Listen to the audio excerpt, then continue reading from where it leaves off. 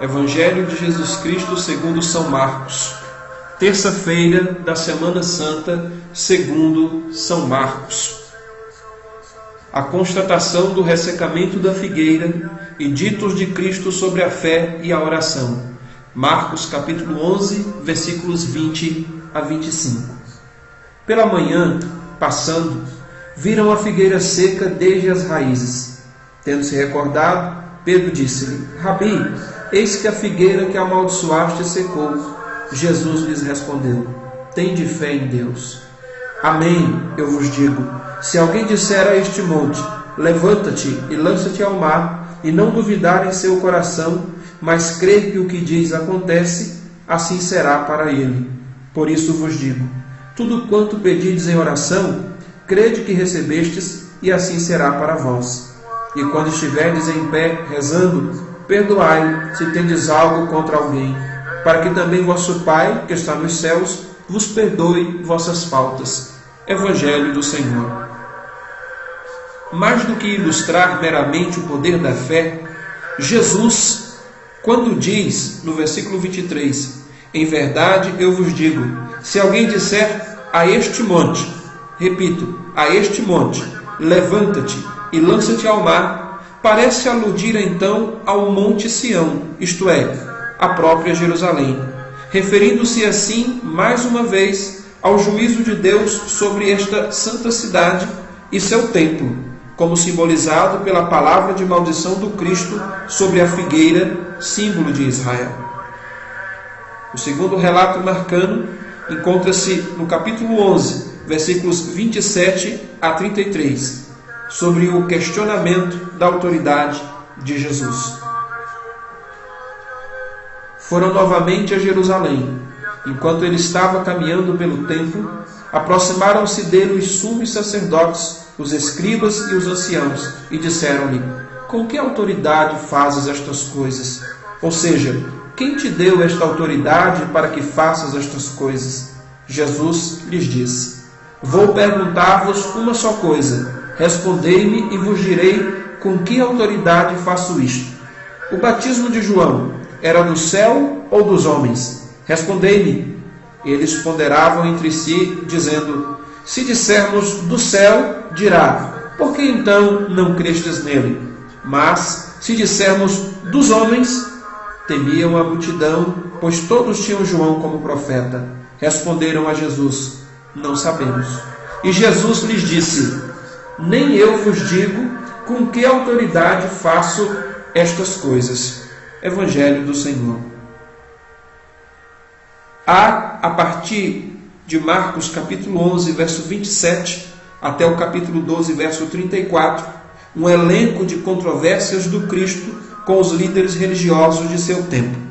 Esse elenco de controvérsias, ou de histórias de controvérsias, tem seu paralelo no mesmo Evangelho de Marcos, no capítulo 2, verso 1 ao capítulo 3, verso 6, onde podemos localizar também um elenco de controvérsias entre Jesus de Nazaré e os líderes religiosos de seu tempo.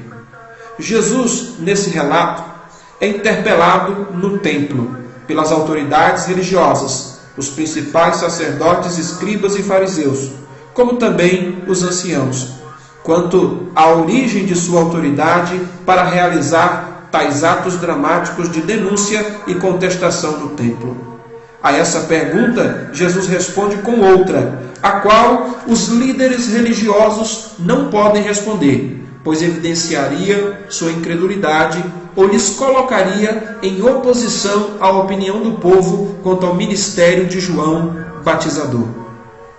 O próximo relato do itinerário marcano desta terça-feira da Semana Santa encontra-se no capítulo 12, versículos 1 a 12 do Evangelho de Marcos, e trata sobre a parábola dos vinhateiros homicidas. E começou a lhes falar em parábolas. Um homem plantou uma vinha, cercou-a com uma sebe, cavou um lagar e construiu uma torre. Arrendou-a a vinhateiros e partiu para outro país. No tempo certo, enviou um servo aos vinhateiros para receber deles sua parte dos frutos da vinha. Eles o tomaram, o espancaram e o enviaram sem nada. E novamente lhes enviou um outro servo. Bateram-lhe na cabeça e o injuriaram. Então enviou outro, e a este mataram. E muitos outros, a uns espancaram, a outros mataram. Ainda tinha alguém, um filho amado. Enviou-o por último até eles, dizendo: respeitarão meu filho. Mas aqueles vinhateiros disseram uns aos outros: este é o herdeiro, vinde, matemo-lo, e será nossa a herança. Eles o pegaram, o mataram e o lançaram para fora da vinha. O que fará então o senhor da vinha?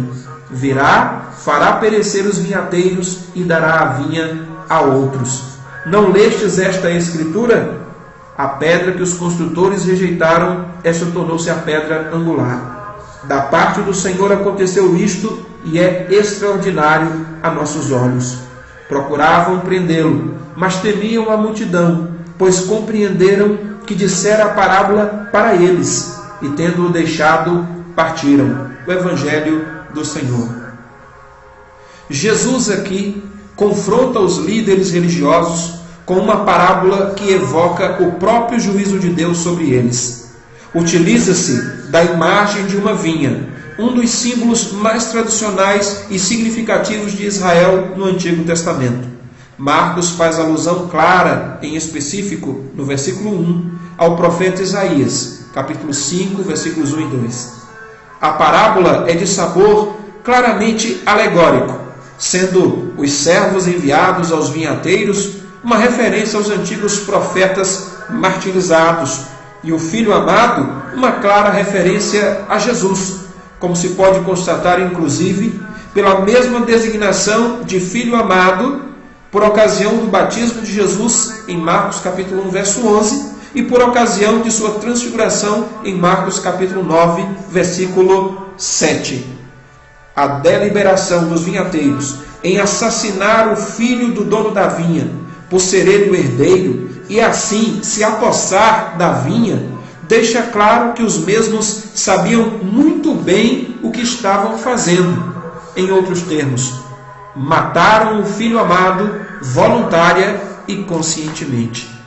Em função de tal crime e ou pecado, o juízo consistirá em punir os maus lavradores e transferir a outros o privilégio da vinha. Dada a rejeição dos judeus de Cristo e de seu evangelho, de Cristo e também de seu reino, o mesmo será transferido aos gentios, não ficando, porém, os apóstatas judeus sem o seu justo juízo. A pedra rejeitada encontrou acolhida. Marcos conclui o relato observando em uma nota editorial que os líderes religiosos sabiam destinar-se a eles mesmos a tal parábola. Mais um contributo para o desejo que tem de prender e de matar Jesus. Nessa terça-feira da Semana Santa, nesse terceiro dia da caminhada de Cristo rumo ao seu destino sacrificial e salvífico em Jerusalém, temos o relato de Marcos capítulo 12, versículos 13 a 17, sobre o problema do tributo a César. E enviaram-lhe alguns dos fariseus e dos herodianos para apanhá-lo por uma palavra. Tendo chegado, disseram-lhe: Mestre, sabemos que és veraz e não dás preferência a ninguém, pois não olhas para a aparência dos homens, mas ensinas o caminho de Deus conforme a verdade. É permitido pagar tributo a César ou não? Pagamos ou não pagamos? Ele, conhecendo a hipocrisia deles, disse-lhes: Por que me colocais à prova? Trazei-me um denário para que eu veja. Eles o trouxeram. E disse-lhes: De quem é esta imagem e inscrição? Eles disseram-lhe: De César. Jesus lhes disse: O que é de César, devolvei a César, e o que é de Deus, a Deus. E admiravam-se dele. Evangelho do Senhor. Os líderes religiosos enviam para apanhar Jesus dois partidos politizados de seu tempo: fariseus e seguidores de Herodes, isto é, herodianos. Estes levantam um problema político para Jesus solucionar. Trata-se da legitimidade ou não de se pagar tributo a César, o imperador romano, à época Tibério César. Com tal ardilosa pergunta, querem colocar Jesus contra o povo judeu, caso a resposta seja sim, ou contra o Império Romano, caso sua resposta seja não. Jesus, sabiamente, desloca o problema do âmbito político para o âmbito espiritual, ressaltando que deve-se dar a Deus e não a César o que pertence exclusivamente a Deus. Assim, sem entrar em questões meramente políticas, Jesus denuncia a negligência espiritual deles para com Deus. Segue-se ainda, na Semana Santa, de acordo com a perspectiva marcana, na terça-feira, terceiro dia de Jesus em sua caminhada rumo à crucificação, o relato marcano sobre o problema da ressurreição de acordo com os saduceus. Marcos capítulo 12, versículos 18 a 27. Vieram até ele alguns saduceus, que dizem não haver ressurreição, e o interrogavam: Mestre, Moisés nos escreveu que, se o irmão de alguém morrer e deixar mulher, mas não deixar filho, que seu irmão a tome como mulher e suscite descendência a seu irmão. Ora, havia 7 irmãos. O primeiro tomou uma esposa e, morrendo, não deixou descendência. O segundo a tomou e morreu, não deixando descendência. E o terceiro, igualmente. E os 7 não deixaram descendência. Por último de todos, também a mulher morreu. Na ressurreição, no caso de ressuscitarem, de qual deles ele será mulher? Pois os 7 a tiveram como mulher. Dizia-lhes Jesus: Não é por isso que vos enganais, não conhecendo nem as Escrituras, nem o poder de Deus? Pois quando ressuscitarem dos mortos, nem os homens se casam, nem as mulheres são dadas em casamento, mas são como anjos nos céus. A respeito dos mortos que ressuscitam, não lestes no livro de Moisés, quando estava junto à sarça, como Deus lhe disse: Eu sou o Deus de Abraão, o Deus de Isaque e o Deus de Jacó? Ele não é Deus dos mortos, mas dos vivos. Divagais completamente. Evangelho do Senhor. Os saduceus, céticos quanto à ressurreição, apresentam a Jesus um problema sobre a ressurreição que envolvia a lei do levirato. Tendo contraído matrimônio com 7 irmãos ou cunhados, de quem seria essa mulher esposa no dia da ressurreição? Jesus contra-argumenta aos saduceus citando o Pentateuco, única seção do Antigo Testamento crida e aceita por eles, deixando clara a esperança da ressurreição, pois Deus é Deus de vivos, não de mortos. Jesus também desafia o ceticismo dos saduceus, que também não criam em anjos, quando diz que na ressurreição seremos como os anjos.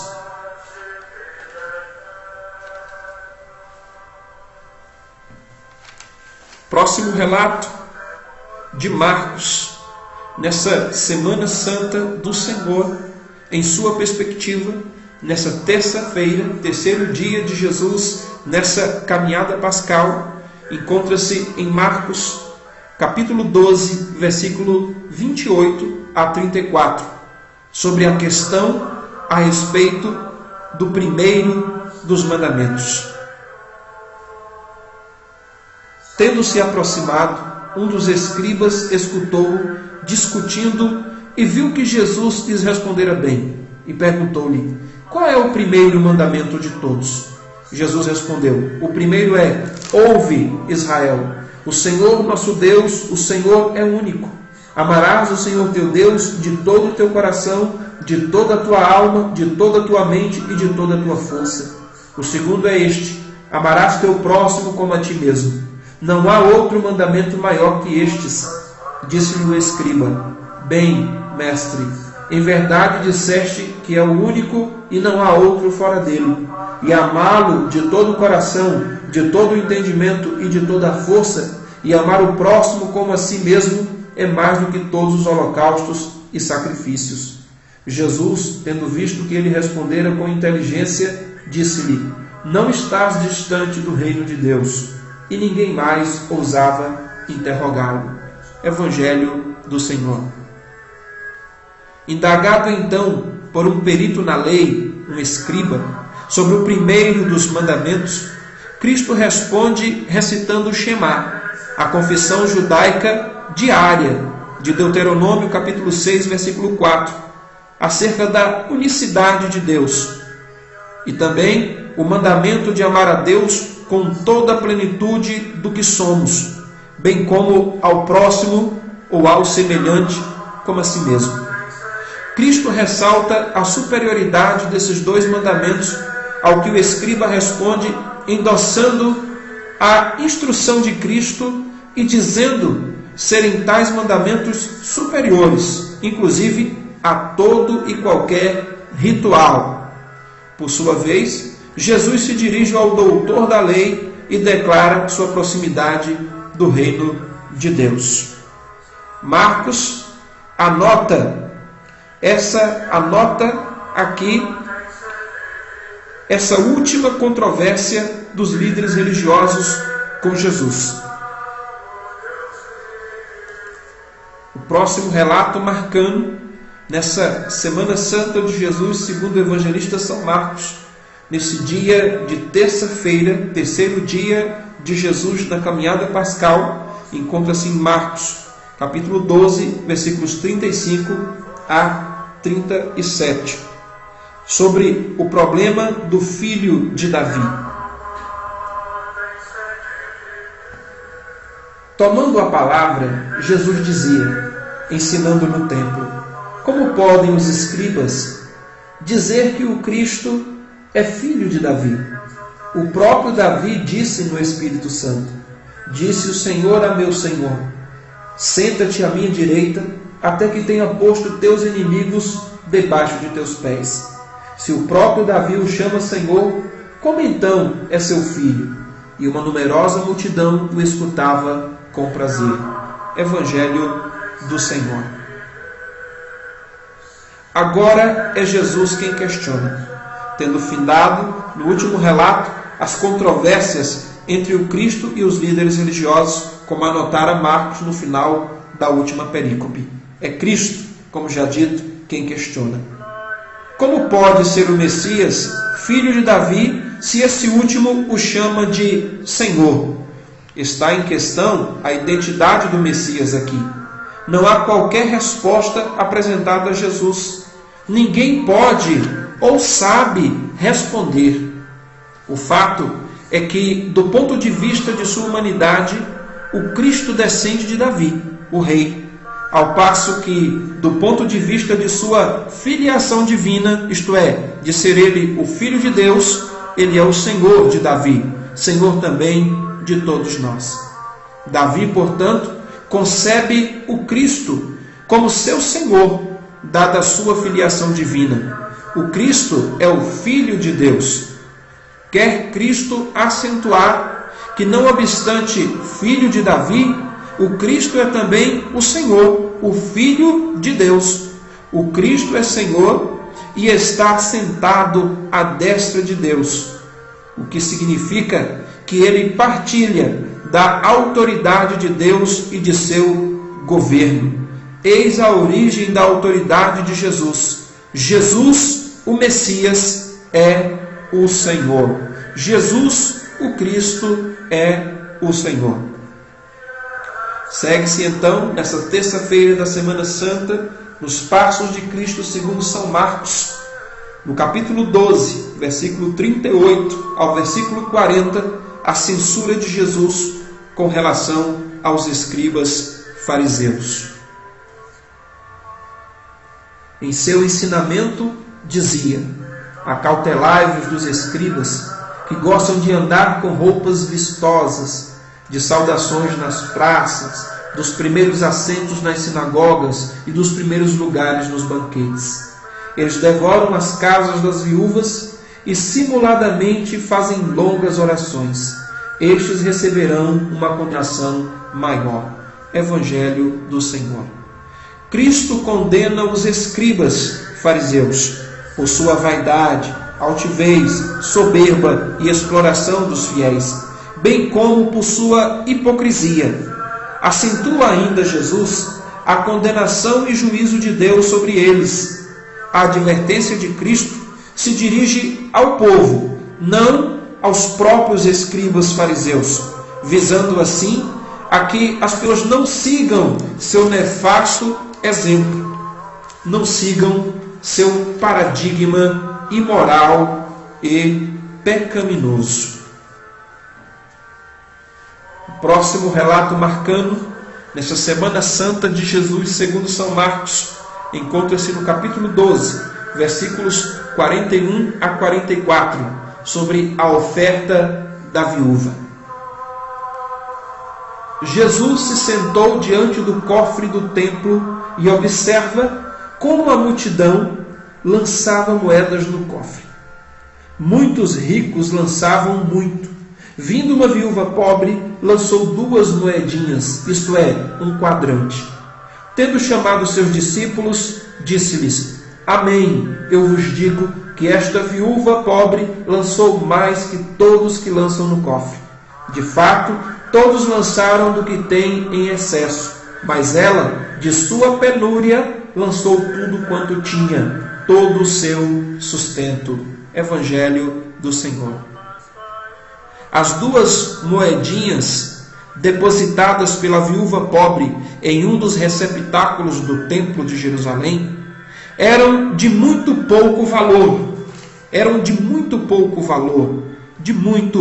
muito pouco valor, equivalendo a 1/100º de um denário ou de um dia de trabalho. Sua oferta equivalia apenas a cerca de 6 minutos de trabalho apenas. Paradoxalmente, não obstante, Cristo considera a maior oferta no tempo, feita àquela ocasião, pois aquela viúva dara a Deus tudo o que tinha, e não, como os demais, do que lhe sobejava. Cristo ressalta assim o contraste do ponto de vista de Deus. Trata-se de um culto a Deus que, por definição, tem de ser sacrificial e não um culto hipócrita ou um culto cômodo. Segue-se agora na perspectiva ou no itinerário de São Marcos da Semana Santa de Cristo, dessa terça-feira, o discurso escatológico de Jesus. Em Marcos capítulo 13, desde o verso 1 ao versículo 37. Caminhemos pelos ditos e atuações de Cristo. Sobre o juízo de Deus sobre o templo de Jerusalém. Marcos capítulo 13, versos 1 a 4. Quando ele estava saindo do templo, disse-lhe um de seus discípulos: Mestre, olha que pedras e que construções. Jesus lhe disse: Vês estas grandes construções? Não será deixada aqui pedra sobre pedra que não seja derrubada. Estando ele sentado no Monte das Oliveiras, defronte ao templo, perguntavam-lhe à parte Pedro, Tiago, João e André: Dize-nos, quando estas coisas acontecerão? E qual o sinal de quando todas estas coisas estiverem para se cumprir? Evangelho do Senhor. Em resposta ao discípulo que lhe chama a atenção para a magnificência do templo, a beleza do templo, a grandeza do templo de Jerusalém, Cristo anuncia o juízo de Deus sobre o mesmo. Assentado sobre o Monte das Oliveiras, defronte ao suntuoso templo de Jerusalém, seus primeiros discípulos, como relatado em Marcos capítulo 1, versos 16 a 20, lhe indagam sobre quando e a partir de que sinais acontecerão estas coisas. Esta questão é que ensejará o mais longo discurso de Jesus, seu discurso escatológico, como segue por todo o capítulo 13 do Evangelho de Marcos. O evangelista parece querer ressaltar que entre a destruição do templo de Jerusalém e a segunda vinda futura de Cristo, ainda se darão muitas coisas, muitos acontecimentos de ordem escatológica. O próximo relato marcando neste dia de terça-feira da Semana Santa da Paixão de Cristo segundo o evangelista encontra-se em Marcos capítulo 13, versículos 5 a 8 e trata sobre os sinais do fim do mundo. Jesus começou a lhes dizer: estai atentos, que ninguém vos engane. Muitos virão em meu nome dizendo, sou eu, e enganarão a muitos. Quando ouvides as guerras e notícias de guerras, não vos alarmeis. É preciso acontecer, mas ainda não é o fim. Nação se levantará contra nação, e reino contra reino. Haverá terremotos por toda parte, haverá fome. Este é o início das dores de parto. Evangelho do Senhor.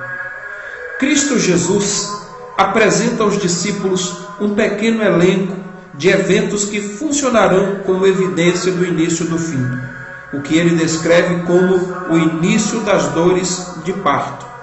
Mas ainda não é o fim, apenas início do mesmo. Por isso, não deve se alarmar o discípulo de Cristo.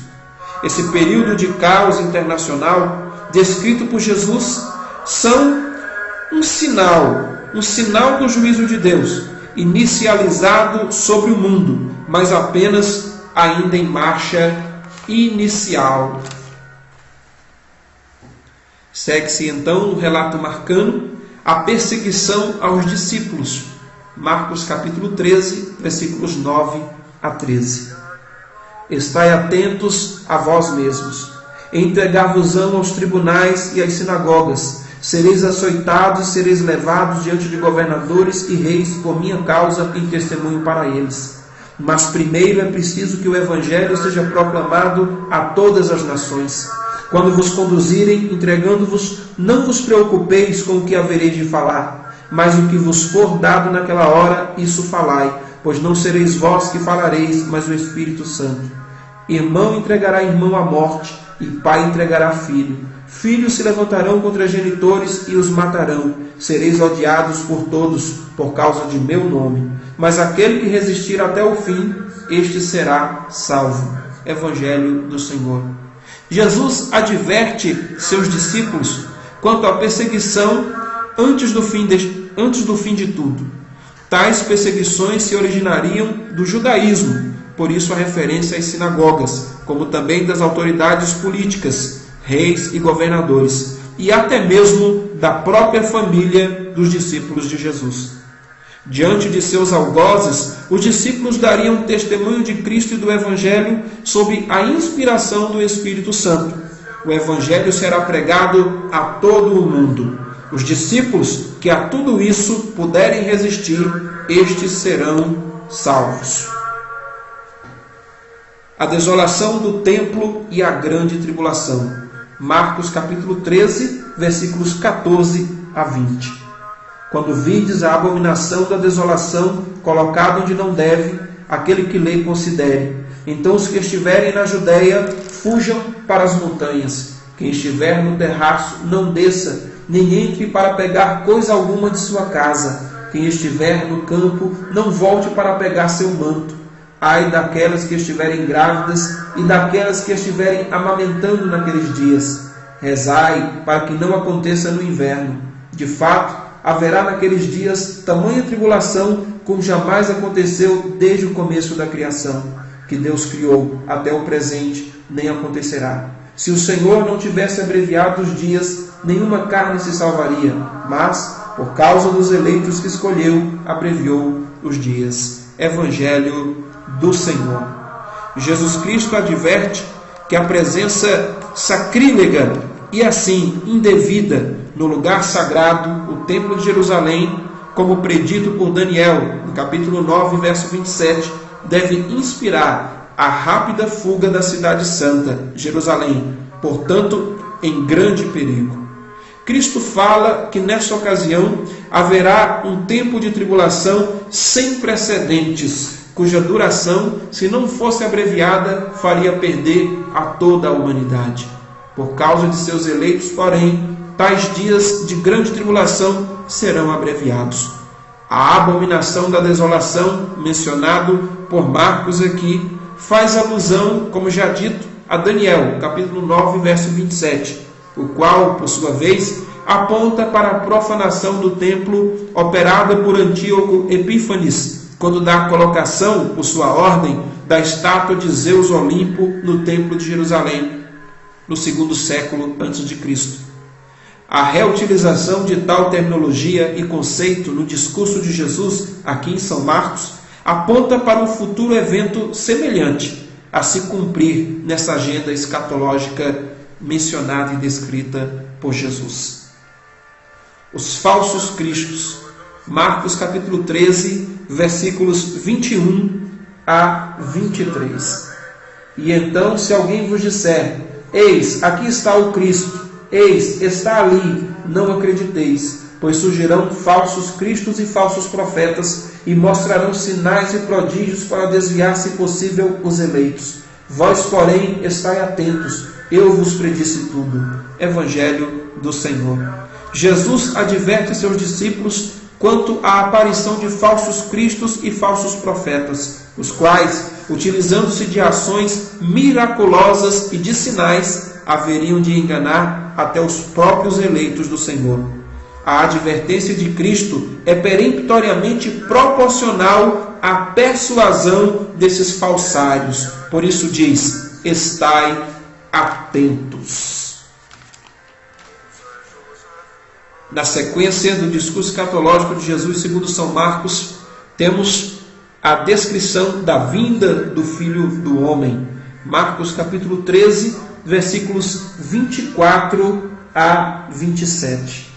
Naqueles dias, porém, depois daquela tribulação, o sol será escurecido, a lua não dará seu brilho, as estrelas cairão do céu e as potências que estão nos céus serão abaladas. Então verão o Filho do Homem vindo nas nuvens com grande poder e glória. Ele enviará os anjos e reunirá seus eleitos dos 4 ventos, da extremidade da terra à extremidade do céu. Evangelho do Senhor. Em uma moldura apocalíptica, Marcos descreve o Filho do Homem vindo para reunir seus eleitos ao cabo da supracitada grande tribulação mundial. A reação cósmica entre os astros à chegada do Filho do Homem muito se assemelha à reação cósmica por ocasião da morte de Cristo. O universo físico reage, portanto, à intervenção salvífica de Deus através de Jesus. A vinda do Filho do Homem, aqui nesse relato, faz alusão ao texto de Daniel, capítulo 7, versículos 13 e 14. À semelhança da imagem de Deus no Antigo Testamento, o Filho do Homem cavalga também sobre as nuvens e, assessorado por anjos, reunirá os seus eleitos de todo o mundo. Na sequência marcana do discurso escatológico de Jesus, no final desse 3º dia de Cristo em Jerusalém, rumo à sua crucificação e ressurreição, temos a parábola da figueira. Marcos capítulo 13, versículos 28 a 31. Da figueira aprendei a parábola. Quando o seu ramo se torna tenro e faz as folhas brotarem, sabeis que o verão está próximo. Assim também vós, quando vides estas coisas acontecendo, sabei que está perto às portas. Amém, eu vos digo, não passará esta geração sem que tudo isso aconteça. O céu e a terra passarão, mas minhas palavras não passarão. Evangelho do Senhor. Jesus se utiliza da imagem da figueira para ilustrar os sinais da proximidade de sua vinda, da vinda do Filho do Homem. Tudo se cumprirá como predito, e suas palavras jamais passarão, pois são mais seguras que a criação, isto é, mais seguras do que o céu e a terra.